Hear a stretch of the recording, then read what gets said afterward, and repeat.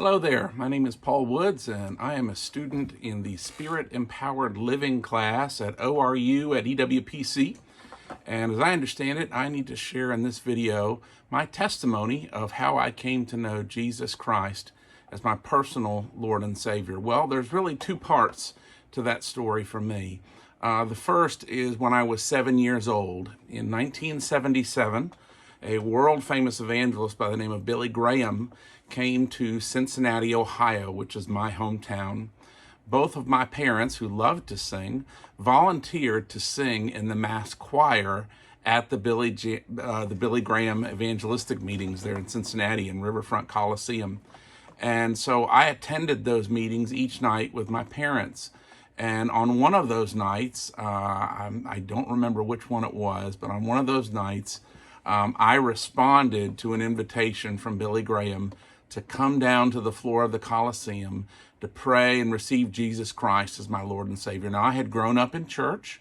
I was baptized as an infant and grew up in the Presbyterian church, so I knew stories about Jesus, but it was at that age, at 7 years old, where I went down and I prayed personally to receive Jesus as my Lord and Savior. And I got started in a Bible study program, a correspondence program that Billy Graham had. And I still even have a gold certificate from that program to this very day framed in on my wall.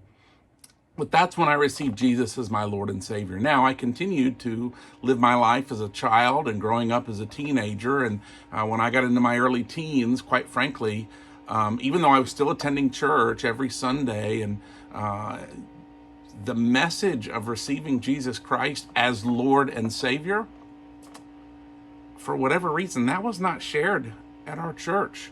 I learned a lot about Jesus and the disciples and the Old and the New Testament, but there was never an opportunity given in our church services for people to pray and receive Jesus as Lord and Savior. For whatever reason, I can't explain it. But at age 15, I was a pretty lonely guy. I really found my identity in who I spent time with, whether or not I had a girlfriend. And this was a period of time that was very, very low in my life. And I contemplated just ending things and going on to heaven, a point, just saying it delicately. But also at that same time, there was a friend of mine in high school who, I was a freshman, he was a junior. He played varsity soccer. I played on the JV team. He was in marching band. I wanted to be in marching band. I was attracted to this guy. I thought he was cool in that way.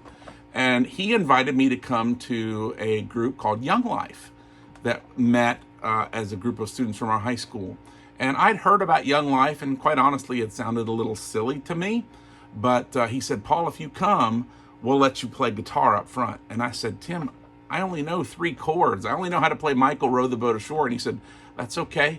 We'll teach you how to play. Just come. And one thing I knew, Young Life was pretty popular at my high school. There were about 150 to 200 kids who'd come to Young Life meetings each week. And a lot of them were girls.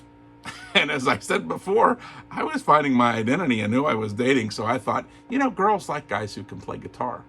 So that was the hook that got me to come to the Young Life meeting. And I did indeed learn how to play guitar at Young Life meetings, and guitar's taken me all over the world. But the other thing it did was it got me connected with this group of people. And at Young Life meetings, each week they would tell a story about the person of Jesus Christ and share a new aspect of his character. That summer, they took a large group of us, about 80 or so of us, to a summer camp property in Asheville, North Carolina called Windy Gap. I went, and it was at that camp that I began to really listen to the stories that they shared about Jesus, and they shared with me about sin and the effects of sin, and they shared with me about the good news of what Jesus Christ did so that I could be in a right relationship with God once again. And I can take you to the very rock and the very creek where I went out that night after the crosstalk. And I looked up into the stars in Asheville, North Carolina, and that sky, and that Smoky Mountain sky, and I said, Jesus. I heard John 10:10 that said, you've come that I might have life and have it to the full, and that's what I want. And I asked him to come into my heart as Lord and Savior. My life was forever changed from that point on. So that's my testimony of how Jesus became my Lord and Savior. May God richly bless you.